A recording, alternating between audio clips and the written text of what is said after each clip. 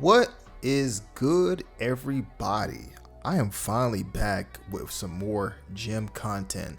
So, real quick, I actually shot this gym workout probably like 2 weeks ago. Yes, I have been really slacking on getting back to this channel. I know it's been like probably 3 weeks since I posted a gym content or gym workout video, I should say. Um, I've been just very like just slacking really on getting this particular video out, and yeah, I'm just now getting around to really laying some audio on here, but here we are. I plan on making more. I just been working a lot, man. I gotta say, man, corporate like 9 to 5 jobs suck ass. They suck ass. I almost said chat. They just suck. Okay, and but I get that you need them to help fund what you really want to do in your life. So I that's kind of how I'm using this job that I have now. Of course, I would love to be a full-time content creator. I have for many people that don't know me. I have another channel that's called JC Stellar. So this is just like my workout style or gym content lifestyle channel or whatever you want to call it. Mostly just working out. But yeah, so it's just kind of like hard getting to this channel sometimes. But I made this channel because I love fucking working out and I love building my physique. So, but here I am doing this is a quad day. So I started off with some good old heel elevated squats, and I believe I go up to 2 plates this night. I don't remember. I think I do. Okay, I'm at a 25 here. I'm sorry, y'all. I just opened this video or this edit, and this was supposed to be done like 2 weeks ago. So I'm just now getting to it. But yeah, this is my quad day. So again, I have really been trying to emphasize just being able to control the reps for heel elevated squats. I think that you get the maximum efficiency with your quad growth, with just slowing down the reps. And I think I've also mentioned that I think you get, I believe anyway. I'm not like a science-based lifter over here, right? But I personally believe from my own experience that quad growth doesn't really require you to always go super heavy. I have seen significant growth in my quads by not going crazy heavy. I've always been very conscious of just trying to have quality reps and not just powering through any old quad workout. I think they respond better for me just slowing it down, really stretching the quad, and really just with moderately heavy weight. I don't really see a whole I think progressive overload is a good thing. Like if you are strong enough to go heavy, by all means, I always will say that. Okay, and I think that's a good thing to a good thing to live by. But in my opinion, with me training the quads the way that I do, I just feel like this is a great method of growing them. So I think I'm gonna always do heel elevated squats because to me this is a workout that I always tend to feel my quads the best, and that in Bulgarian split squats. But as you can see right here, pausing at the bottom is always going to be a great thing in my opinion, and making the whole pacing slow. The pacing is what I think is the most important thing, and not blowing through this workout. But in that knee flexion is always going to be great, because I think that's really the key to growing your legs. I believe C-Bum actually said the same thing. Like the best way to have to blow up your legs is knee flexion. You know, when when the back of your hamstrings is touching your calf, that's how you know that you have proper knee flexion. So I think, and I agree with them. You know, I do. I think that's very important. You know, but right here I'm doing 225. This felt kind of heavy this day. You know, it wasn't that bad. I am noticing that I am getting a bit more stronger on this exercise, which is always a good thing. I do believe I put on like a 10 for my last set here, and for some reason this felt heavy as fuck. But hey, you know, this is just, you know, this is part of it, you know. I think I get about 4 reps off of this, but I think my goal here is to not really, you know, I don't really have a set weight that I'm really trying to reach for this movement. If I can go heavier, I will, but I won't go heavier if it means that I'm going to compromise my form and, you know, the overall activation of my quad. So I'm just trying to make sure I feel my quads throughout this whole workout, because, you know, if I probably could go heavier, but I think that I don't think I'd be able to really effectively hit them the way that I want to, if that makes sense. So right here I did sort of like a drop set, if I may. So I did like 135 for you know, how many reps I can get. So just so I could try to, like, you know, toast my quads here. You know, I'm really starting to enjoy working out my quads and just my legs overall. Would you believe there was a period of time that I fucking hated training legs? I think everybody has that period of time where in their workout journey, maybe, I don't know. At least for me anyway, I fucking hated training legs. But now that I'm older and now that I'm more wiser, I actually, you know, am very, you know, fond of training legs. You know, I think I've gotten significant leg growth over the years. I mean, they're not like the biggest legs you've seen, obviously, right? But, you know, for a natty guy like me, I'm pretty impressed. And I used to have some chicken legs, you know. Again, they're not like fucking tree trunks here, but they're toned. I'm getting sort of that teardrop in my leg there, in my quad. And, you know, we working. So right here, I'm doing some Bulgarian split squats. And I think I expressed how much I hated this workout at one point. But again, I think it definitely helps when you're using a bench like I'm using here to help balance your overall setup here, because quite frankly, it does get a bit annoying if you can't balance yourself while doing this. So I just did, what was this, 55? Can't see right here. I think there's a 65. I don't know, but I think I'm gonna try to see if I can maybe do hundreds eventually for maybe 8 reps.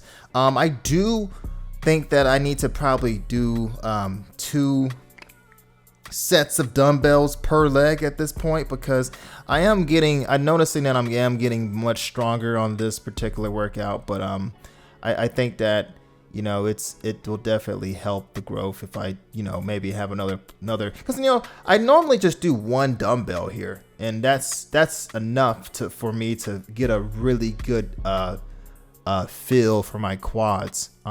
I probably could use 2 dumbbells, but, you know, I feel like this is, you know, good enough. But, you know, I might try to go and do more, you know what I'm saying? So right here I'm switching legs. I don't know, I was really wobbly this night for some reason, man. And it's sometimes it's like that. Sometimes you just lose your balance and you just gotta start over again, you know. But you gotta stay with it, you know. So but I think that doing this is a great part of quad training, if you don't like Bulgarian split squats, listen, man, I understand. This can be a grueling workout. I think this and lunges can be the most exhausting exercises to do for legs. I mean, don't get me wrong, squats is up there too. Squats is probably number one. Then probably like this Bulgarian split squats, then lunges. You could probably throw like deadlifts in there too, and I don't deadlift, by the way, but yes, lunges, whew. And that's an exercise that I feel like never gets better. Like the more that you do it, it always fucking sucks. Like always. Like you think that if you do a workout as often as you do, it would eventually get easier. No, it doesn't for lunges, man. I feel like every single step is, especially when you like, because for me, I like to do like like 3 or 4 sets down and back, for lunges. And like on that third set, my quads or my hammies are on fire. You know what I mean? So lunges, but you will see results, I need to start back doing them.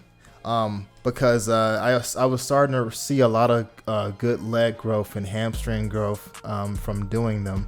But it's really up to, your own personal preference. But I'm going to start back including hack squats too, because I think hack squatting is also a great, exercise to do too. Or my gym actually does have a hack squat machine. Unfortunately, we only have one, so sometimes it gets a little crowded, so you have to wait for that person to get done. But I just wish that like my gym had more shit, I'm thinking about switching gyms, but we'll see. I just like how cheap this gym is, because certain gyms around Orlando, man, they are pricey, dude. But but the thing about it is, I wish my gym had more equipment that were actually like just nicer, I mean, you don't really need to always go to a fancy gym to get some work in, but Crunch, it has exactly what I need. But I do wish they had a bit more better, like, machines, like, like a pendulum squat would be fucking amazing, or like, what's that shit called? A seated military shoulder press. Oh my God, I would fall in love with that fucking machine. Or, well, it's not really a machine, it's like a barbell station, right? But anywho, I would love that. But there are certain gyms that have it and certain ones that don't. But of course, this particular Crunch does not have it. So there's that. But let's see, we're doing 75 here. So yeah, this was it's a pretty chill night. Not a whole lot of people here. I think I go up in weight after 75s. I think I do at least 80s, I believe.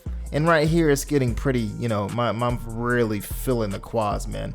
But I really highly recommend it, man. I will always say, like, the more that you do Bulgarian split squats, it really does build good growth for whatever you're training for, quads or hamstrings. Most people say that it's a quad workout, Bulgarian split squats, but you could use its different variations. So right here, obviously I'm using I'm training my quads, so it's quads. But if the further you step out, the more you're hitting hamstrings. And I think I've already said this before, but just to reiterate, and the closer that you step in is going to be more quads. You know what I'm saying? So just FYI. But I would suggest doing that. This, I did some leg extensions here, and this was always a great movement for me. I think that it's always good to sort of have that pause at the top of each set you're doing here. Like I'm pausing right here and I'm going down slowly. The only thing I hate about this particular machine is this. Well, I think it's more so just, unique to my fucking gym is the seat won't go further back. I think this machine or this seat just won't go further back, because the further that you go back in your seat, the more that you can have a deeper stretch in your quads. So unfortunately, this seat can't go back any further, so I'm kind of like more positioned closer to the edge of the seat. But yeah, I actually got that pro tip from Jeff Nippard. So it's he has a lot of good stuff. If you guys don't know who that is, Jeff Nippard is a fitness content creator. He's a science-based lifter, and he has a lot of good stuff, man. A lot of good stuff. Every once in a while, I'll look at his channel and I'm like, man, there's something that I learn every day when I'm watching his channel. But anywho, I think I do a couple of more sets for leg extensions, and can't really remember what I do after this. I think I do the leg press, I believe, which is also a great workout as well. I think that leg press machines, to me, you have to be very careful on if you're doing leg press. For one, I think the most common thing that people do that I see whenever I'm, in the gym is they lock out their legs on the leg press. And that's like a really big fucking no-no. You do not want to lock, like, bro, that's the worst thing you could ever do on a leg press machine, man. And for obvious reasons, because depending on how much weight you're doing, your leg could cave in. And I've seen some shit on Instagram, bro. I saw some guy break his leg on this thing, and you got to make sure that you know what you're doing. Now, granted, I think the video that I saw of this guy breaking his leg on a leg press machine, I think he was on steroids, right? So I think, if I'm not mistaken, you guys could always correct me if I'm wrong. Most people, when they take steroids, I think what happens is that they're acquiring muscle so fast that their bones can't keep up with the rapidness of muscle growth. So when they're doing crazy heavy weight, their bones just can't handle that amount of weight. I think that's accurate. I have to go back and check, but I think that's pretty much along the lines of what it is. So yeah, just be careful, guys. So I'm only doing 3 plates and 25, and this is a pretty decent weight. I know that people do like crazy like weight on this thing, like 4 or 5 plates, right?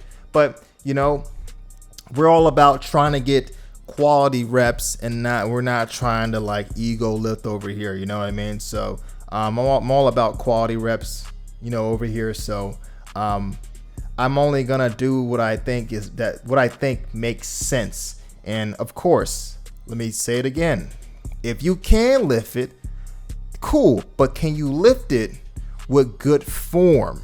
And are you being very methodical with your lifts?